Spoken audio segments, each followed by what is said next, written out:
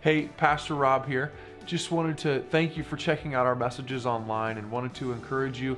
I pray that your soul is nourished through the hearing of the word.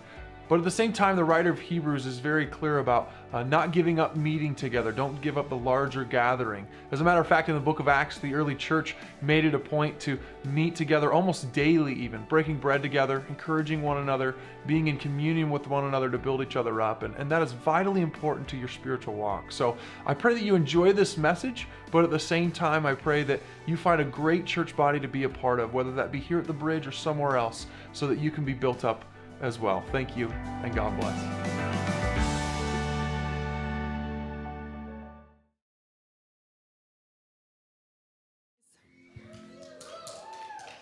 Okay, well, my name is Wendy. I'm a grateful follower of Jesus Christ who struggles with self-worth, people-pleasing, and food addiction.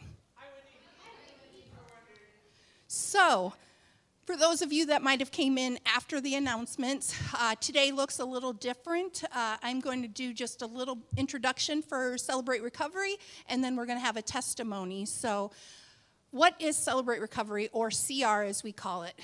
It is a 12-step program that has 12 steps and 8 principles that we go through throughout a year.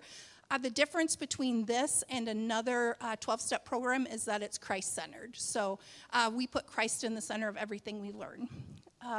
We are going to go through the 12 steps and their biblical comparisons. If you would read the biblical comparison after I say the step, that would be super. Step 1. We admitted we were powerless over our addictions and our compulsive behaviors, that our lives had become unmanageable.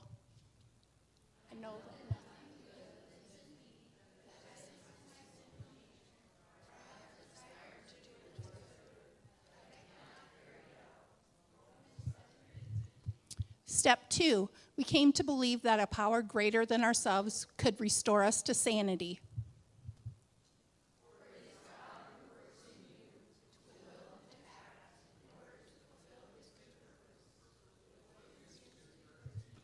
Step 3, we made a decision to turn our wills and our lives over to the care of God.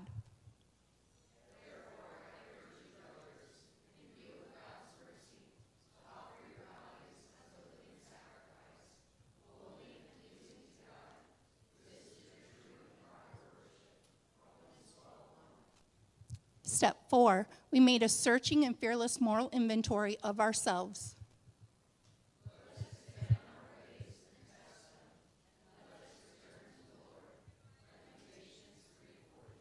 Step 5, we admitted to God, to ourselves, and to another human being the exact nature of our wrongs.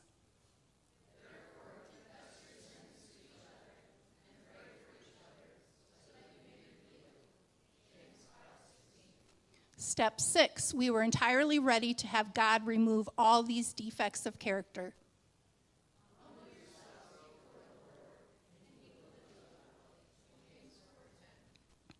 Step 7, we humbly asked him to remove all our shortcomings.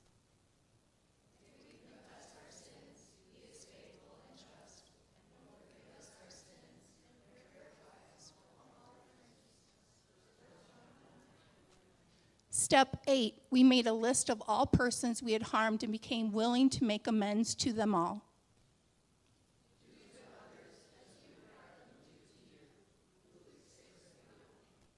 Step 9, we made direct amends to such people whenever possible, except when to do so would injure them or others.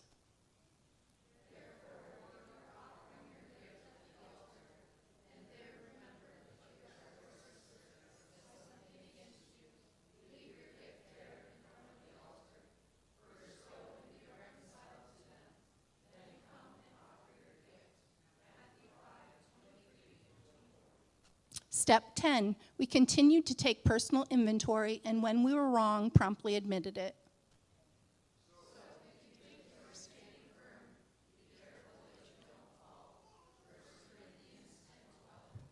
Step 11, we sought through prayer and meditation to improve our conscious contact with God, praying only for knowledge of His will for us and the power to carry that out.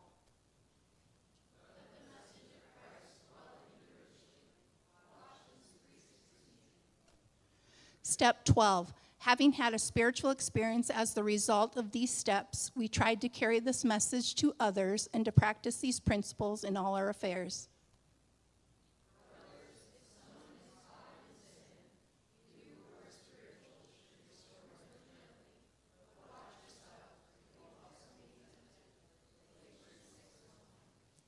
Okay, so Celebrate Recovery, as I said, is a 12-step program. The steps that we just read, and also 8 principles that are based on the Beatitudes. We say the steps or the principles every other week, and then we have a lesson or a testimony every other week. So tonight we'll be having this morning, we'll be having a testimony. Many of you might think that Celebrate Recovery is just for people that have an alcohol or drug addiction, and that is the furthest from the truth. We actually have people that are struggling with many other things, depression, anxiety, self-worth, food addiction, gambling addiction, pornography, grief. So there's just a wide range of things that people struggle with. So if you think that Celebrate Recovery is not for you, it's for everyone. We also have 3 different women's small groups that we have after our large group teaching. We have one of them is life issues, and then we have a women's addictions, and then we have an abuse survivors for women. And then for men, we also have a life issues and addictions, and starting in September, we'll have a sexual integrity group for the men as well. So if you come to Celebrate Recovery, what it looks like is the first thing, if you want to join us for a meal, which we think meals bring community. So we have a meal from 5 to 5:45. At 6 o'clock, we meet in here for either the lesson or testimony. And then from 7 to 8, we have our small groups. We also have kids and teen programming that meet from 6 to 8. So they are learning the same things that the adults are learning up here, but just at their age level. So I'm going to give you a list of 10 reasons why you should come to CR, and for you note takers, they'll be on the screen behind me. I felt because Rob, Eric, and Stephanie have notes, I should have notes too, so here you go. You get a chance to be yourself. You get to take off your mask. Sunday mornings, a lot of times you'll come in and people ask how you're doing, and you just say, fine. I'm fine, I'm fine, I'm fine. Celebrate Recovery, when someone asks you how you're doing, not saying Sunday morning people don't really care, but we really do care on Tuesday nights. We want to know what you're struggling with, what you're going through. Either Edwina or I are usually at the Welcome Center, and we talk to you. We give you a name tag like you received this morning, and we just, ask how you are, and we're there for you. Step 2, you make new friends, or not step. Reason number 2, you make new friends. So I have some of the best friends that I've made at Celebrate Recovery. I went through a few different step studies, and we consider those step sisters, and I can still go and talk to those step sisters about anything that we're dealing with. Teresa that did announcements, her and I both struggle with food or sweets addiction, and we still, even though we took the step study years ago, we still follow up with each other and see how we're doing. Learn something new. So like I said, every week we'll either have a lesson or a testimony. You're always able to learn something new. I've been through, I think, 4 step studies, and we're starting our 5th year in September. I've learned something every single week because, just like you hear or you read the Bible and you always notice that something new sticks out to you. So just like that on Celebrate Recovery, you get to experience something new, and each testimony is different when people are giving those. You get to begin your own road to recovery. So let's say you're struggling with food addiction, like I am. The first step is to come to Celebrate Recovery, and you might think, man, I can't go there, and I know a lot of people feel that way. Coming to a new place, coming to a new church, coming to Celebrate Recovery is hard. But we're all family here, like Danae talked about. We're all family, and you'll be welcome, and we just want you to start your recovery and put God at the center and just begin that time with us. you get to gain accountability. So as I said, we have small groups for women and for men. Those individuals in those groups are kind of like your accountability partners. They hold you accountable to what you talk about, what you're struggling with. So they might ask you during the week, hey, how are you doing with X, Y, or Z? And you're able to talk with that person about what you're struggling with. We also have sponsors here, and no, it's not just a sponsor for people that are dealing with drugs or alcohol. Let's say you're going through grief and you know someone that's went through grief. That person, if they are further in their journey or if they're more spiritually inclined, we ask them to be our sponsors. Usually they've went through a step study, but not always is the case. We need to celebrate our victories. So we have different chips and coins that we have at Celebrate Recovery. Many of you might know about the coins and chips that they have at NA or AA. Ours are similar. We have blue chips, which begin your recovery date. So we have the blue chip, which is the first day. We have 30 days, 60 days, 90 days. Then we have 6 months, 9 months, and years. So then the coins, they go from a year to 18 months to 2 years and so on. It doesn't matter where you are as long as you're starting. The blue chip is just as important as a 25-year coin because you're starting your journey, and that's what's important.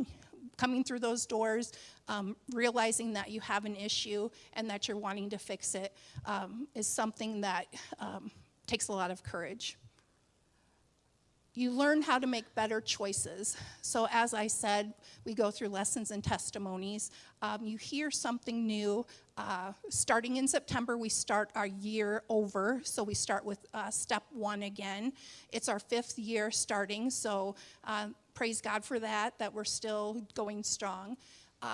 Step 1 is denial. And I am in denial that scooters is bad for me. So I think it's just fine, but you'll just learn to make better choices. And then you get to support those that are struggling. So usually if you focus on your own hurts, habits, or hang-ups, you get stuck in that mindset, woe is me type thing. And if someone else is struggling, you can go to them and be like, how can I help you? How can I assist you? By helping others, it helps you in recovery yourself. And then the last one is you get to see me. So I think that's the last one. Oh, yes. Oh, I forgot, step outside your comfort zone. I can't read back there, so I'm going by my notes. So stepping outside your comfort zone is important. Like I said, coming through the doors is hard to do. I would encourage those that do come to Celebrate Recovery to bring a friend, to invite the friend, and to come with them. And usually that takes the nervousness out of coming to something. And then, number 10, you get to see me. So now I want to introduce Tasha. Tasha is going to come up and give her testimony. She has been in this church for a long time, on and off, and she will share that with you. She has went through a lot of struggles and overcome a lot of things, and she has had the power of Christ to help her in that recovery. So Tasha, why don't you give her a hand as she comes up?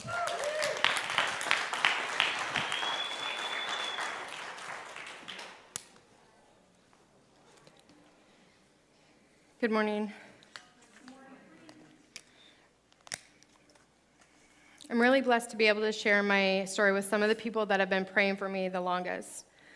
Unfortunately, some of those are no longer here, but some of my childhood memories were created with them right here, back when there were pews with wooden backs and burgundy seat cushions. How could memories not have been created with my mom, Diane, had us here a minimum of 2 to 3 days a week, every week.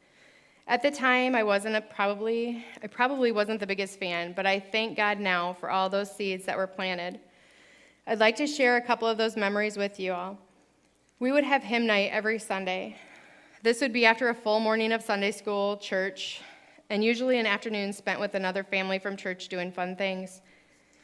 Anyways, during hymn nights, I would sit with some of my favorites back then, Ron and Joyce Jessen. Joyce had the best lap, and when I would lay across her lap, she would give the best back tickles ever. I felt so much love from so many people in this church. Another memory for me was wearing a shirt that had the words Jesus, rock and roll, and I was baptized behind the stage here wearing that shirt.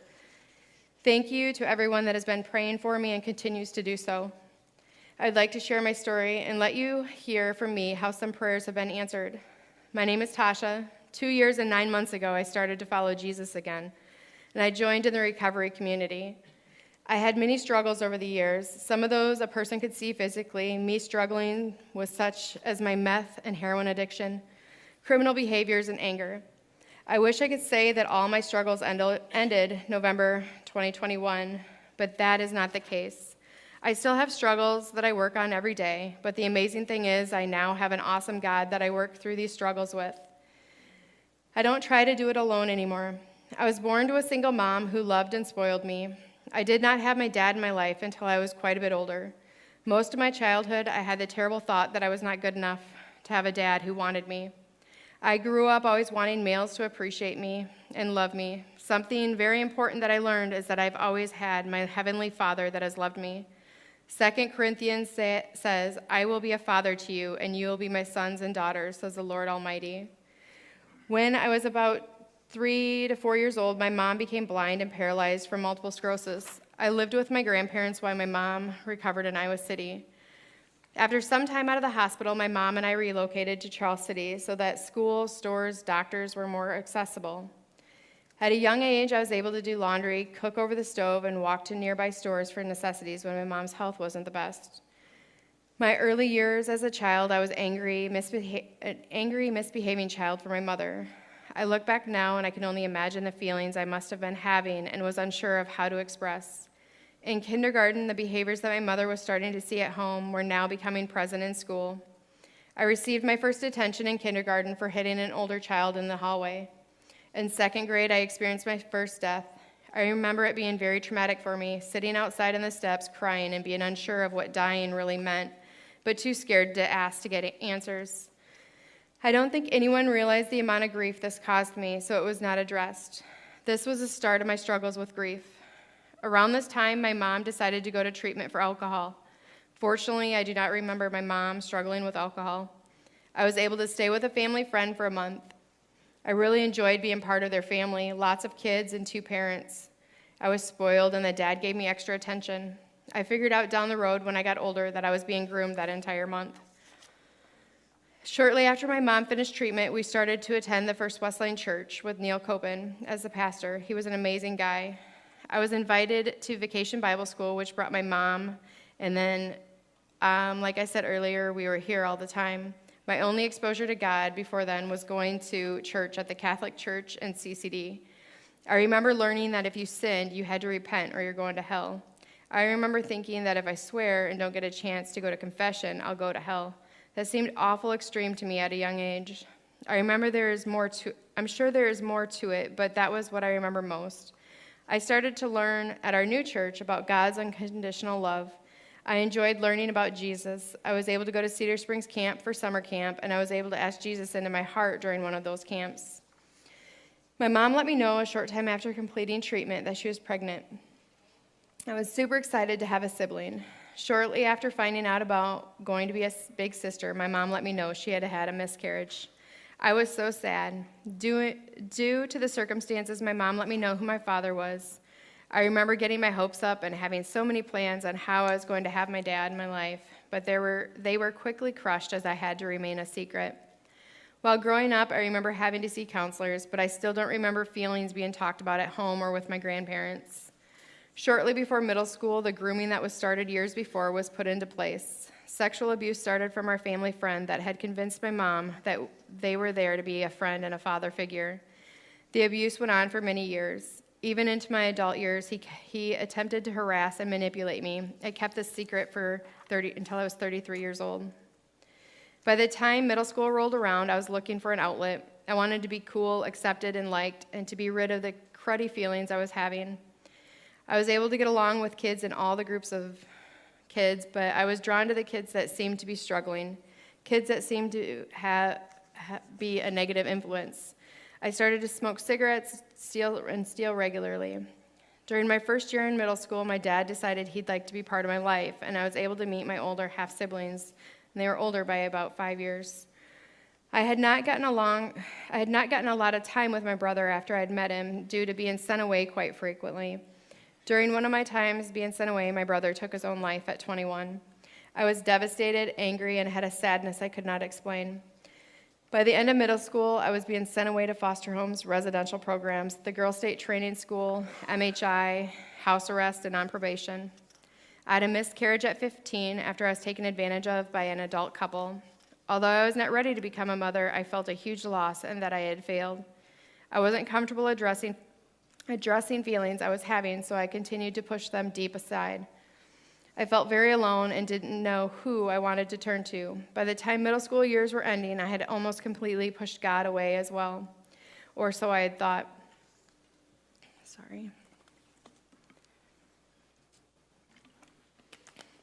I had a very clear God moment right before high school was to start. He gave me a reminder that he was still with me and that he loved me. I went up to Minneapolis to Teen Challenge, and I ran away shortly after getting there. I ended up in a not-so-nice area. I couldn't get a hold of my mom on the payphone, so I got into the vehicle with a guy that offered to help me. I was promised a place to live, money, necessities. I told him I just wanted to try calling home one more time. He dropped me off, and he said he'd be right back to check on me. My mom answered, and the police came and picked me up, and as I was getting into that police car, the man drove by with 3 other men in that car.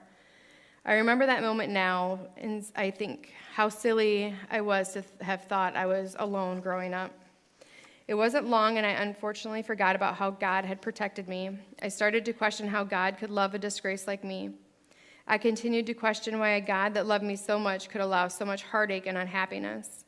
I kept thinking, how come when I had accepted Jesus into my heart when I was younger, why didn't I have an amazing, perfect life after that? I came back to Iowa and went straight back to old friends and made friends that were in more trouble than before. I was experimenting with meth and other substances. I couldn't get along with my mom. I would blame everything on her. I ended up moving out before I was 18, but that didn't last long. I moved in with my sister. Simple rule she had, no hard drugs. Simple rule, but being allowed to drink and smoke pot was not enough for me. I was using cocaine regularly until 5 days after I turned 18. I was reintroduced to methamphetamine.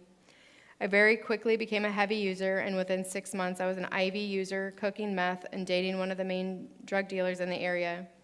It did not take long for me to realize what a mess I was in. I would sit at the top of our stairs, and I would pray to God to help him get me out of the mess I had gotten myself into. My prayers usually sounded like an apology with a bargain for God. I'm sorry I've messed up, God. If you can just take away this need to use substances, I promise to start going to church and pray every day. That type of prayer. Another prayer went something like, God, if I would just become pregnant, I know that I would stop. One day at the doctor for broken ribs, God answered my prayer. I found out I was pregnant, and that desire to use was gone. Found out very early in my pregnancy, and I was able to have a healthy little boy. I wanted so badly to raise my son with a dad in the picture. It took me a little while to realize I wasn't going to be able to stay sober and be the parent my son needed, surrounded by drugs and domestic violence. I moved back to my hometown, Charles City. I started to be around those that loved God, loved me, and loved my son. Our life was going very well, and my son was in a healthy, safe environment. I met a man after a while that wanted to be my son's dad. We were married, he adopted our son, and we had 3 more children. The kid's dad was very supportive of me getting my GED and going to college so I could become a nurse. The kid's dad was respectful, hardworking, and didn't do drugs. He also had an amazing extended family. My then husband and I were active in church with the kiddos. We were here every Sunday helping with the nursery, Vacation Bible School, and ushering. And at home, I tried to teach the kids to live the same way they were learning at church. I tucked away my addiction and past traumas to the back of my mind. I didn't realize then that all that I had tucked away could affect me again down the road. In 2010, my amazing mother-in-law passed away unexpectedly. This brought so much undealt with hurts to the surface. I became so angry at God. I still had not gotten any better than I was as a child at expressing my feelings. I learned over the years how to forget those feelings or at least get numb. Alcohol started to become a regular part of my life. I knew then that I had a problem with meth, not alcohol, so I assumed I would be fine. During this time, there were other terrible choices that were being made. We slowly started to cut off people that cared and were good examples for us. With all the terrible choices being made in our marriage, it made our marriage more difficult.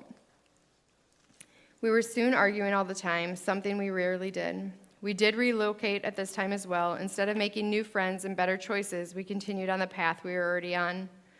My then husband also ended up injured and requiring surgery, along with time off from work. It should have been a wake-up call, but instead I spiraled out of control. My husband was very codependent and wanted nothing more than to keep me happy, even letting me see other people. So I manipulated the situation to fit what I wanted. I didn't think of anyone's feelings but my own. I dismissed all the red flags when I'd met someone during this time. He was controlling and jealous of my husband and manipulative. Plus, there was the drinking and the drugs. I thought I could hang around someone that was using drugs and not end up doing them myself. It was not long, and I was back to using meth. My husband was at home recuperating, and I introduced him to using. I had immense guilt watching him spiral out of control. With the guilt and hurt, I decided to leave my husband and be somewhere where there was a steady drug supply. I decided that the kids should move with me also.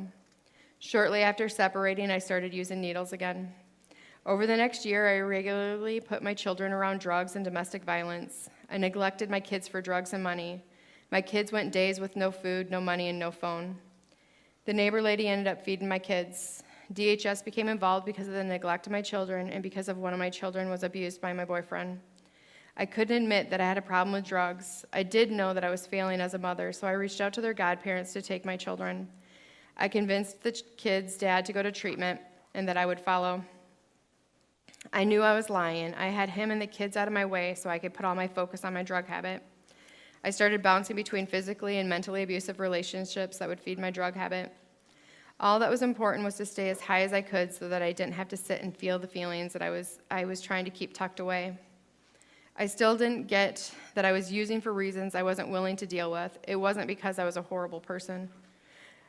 I also wasn't willing to ask God for help. I thought I wasn't worthy of real love, especially God's love. I started to get into legal troubles pretty regularly. Jail stays became pretty common.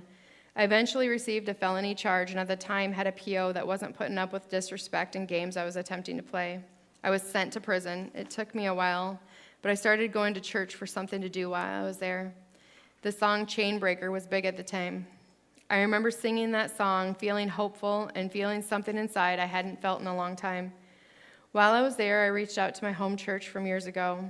I finally had somebody reach back to me, Linda Carr. She was so positive and would talk about what was going on in her life, and she would also write about an amazing God and what he had done in her life. When the CO would be going through the mail, I was able to tell what was mine because Linda would write to me on the brightest paper. During prison, my rights to my children were terminated. It was a very lonely and depressing place to be. After prison, I thought if I relocated away from Waterloo to someplace I didn't have using friends, I'd be able to stay sober. Linda picked me up from prison and took me to B.G. Clark in Mason City. I had high hopes, and I did well for 3.5 months. I was blessed with a different PO.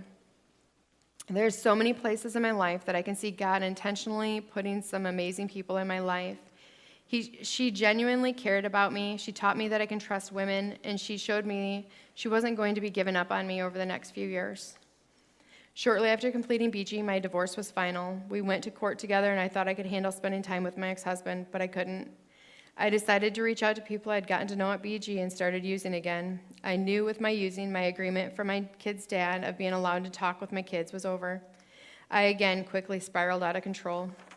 It wasn't long, and I had warrants. I found out I had embarrassed my youngest daughter during this time. She found out her mom was on the most wanted list in Mason City while working on a project for school. After getting out of jail, I managed to throw 42 days of sobriety together. I started working third shift at a truck stop. I went right back to my old friends and habits. While at my job, I met a guy passing through that introduced me to heroin, something I swore I would never do. During this relationship, I suffered all types of abuse. I convinced myself that it was okay. The last of my desires to do the right thing eventually were tucked away. This guy ended up in jail, and I was able to get free from that relationship. I found out what dope sick was, so I did things to make sure I always had a place to live and a good drug supply. I hurt people, I used people, and I let others use me. September 2021, I was charged with my last of my charges. I went to jail in Lynn County, and I was with the ladies looking at federal charges and federal time. It scared me because I was definitely on the same path. I started to pray to God and make promises about when I'd get out. I quickly forgot about those promises as soon as I was released. But my PO called me the day I got out and let me know she was disappointed and would be issuing a warrant. I remember the tears and the long conversation I had with her. I so badly wanted to believe that I could do something different with my life, like she said. I decided to wait to turn myself in. I wasn't sure what I was going to do. I knew I was headed back to prison if I didn't die before I got caught. A few days after my conversation, I received a phone call from my adopted sister. Most everyone had decided to distance themselves from me at this point, so it was odd that she had called. I want to say it wasn't because my family didn't love me. They did, a lot, but they had to love themselves and love me from a distance. Anyway, she called because she was just finishing a life group, and they were talking about addiction and those lost in addiction. She asked me if I was sober, and I laughed, and I told her no. She asked me when I was finally going to get sober. I replied with, "When are you going to take me?" It was more of a challenge, or at least I was hoping to shut the conversation down. If you know Kayla, when she gets something in her head, there is no changing it until she has what she wants. A simple conversation during a life group. Look where it can lead. On November 10th, 2021, we were able to find a place with an opening and detox unit, making 11/11/21 my sobriety birthday.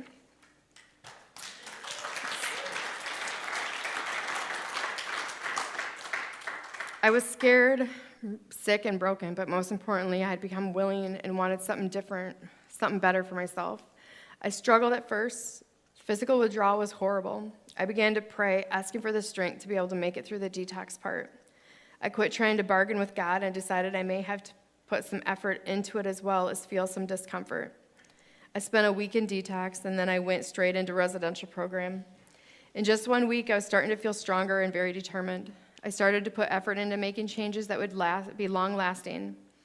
I wish I could say it was rainbows and sunshine from the moment I got sober. After about a week of being sober, I found out I had hepatitis C. Thankfully, I'd been tested 3 to 6 months prior, so I knew I hadn't had it for long. The place I was at helped me get set up right away to be able to get treatment, medication to be treated as well. I struggled with accepting that relationships and trust were going to take time to rebuild. Family and friends had heard millions of times that I was done and that this was it, I was going to stay sober. But they had to see it. Not only see that I was staying sober, but they also needed to see that I was making changes to be a better person. I started to take accountability for my past actions. I was honest with myself and others. I cleaned up my Facebook, and I eliminated everyone that wasn't 100% sober. I let myself be enough and focused on bettering myself. I made weak attempts at getting sober over the years. I went to numerous treatment centers, counseling, had medications, and I always went back to the same things I was doing. The difference this time was I opened my heart back up to God, and I asked Him to help me every day because I was tired of doing things my way. I put 110% into being sober. I'm not saying that treatment, counseling, and medications are not helpful, because they are. Every attempt I had at sobriety, things were planted in my head and my heart. When I completed treatment, I was blessed with being able to live with my sister's family for about 4 months. It was an amazing experience having them share their home and faith with me every day. It gave me so much hope. I started going to church every Sunday. I had tried Celebrate Recovery the year before I got sober. I, of course, had excuses why I didn't like it then. But when I got out of treatment, I was excited to get involved every Tuesday. It was encouraging to be with other believers that had similar struggles.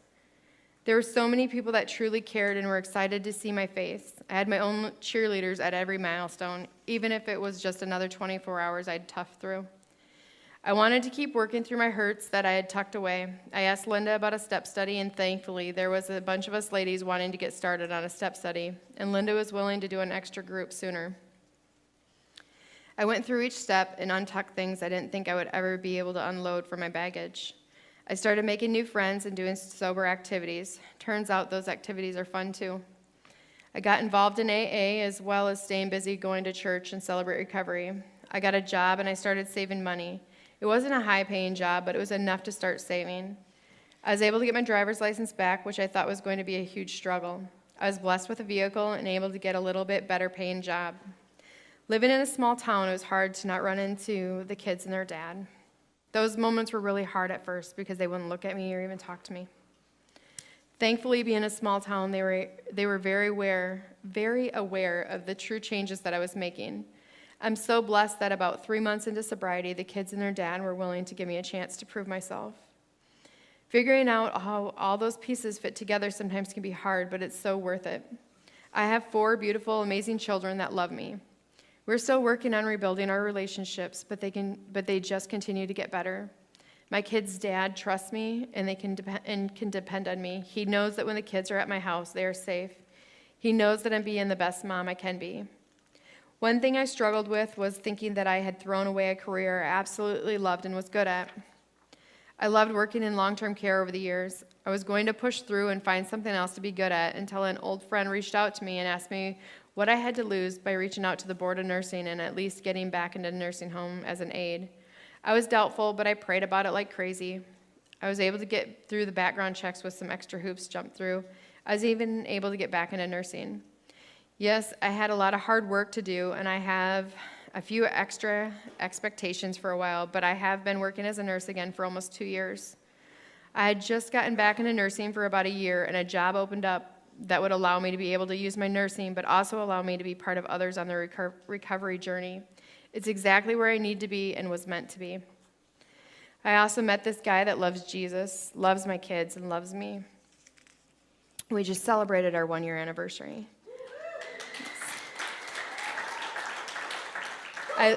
I look back now and I see all the times God has had his arms tightly around me, protecting me. We have a patient God who is waiting right beside me for me to come follow him again. My life is amazing because I'm able to turn to Jesus when I'm struggling and I don't have to use substances to feel better. Celebrate Recovery is where I was able to grow and strengthen my relationship with Jesus. It's also where I found friends and comfort to be able to work through some of my struggles.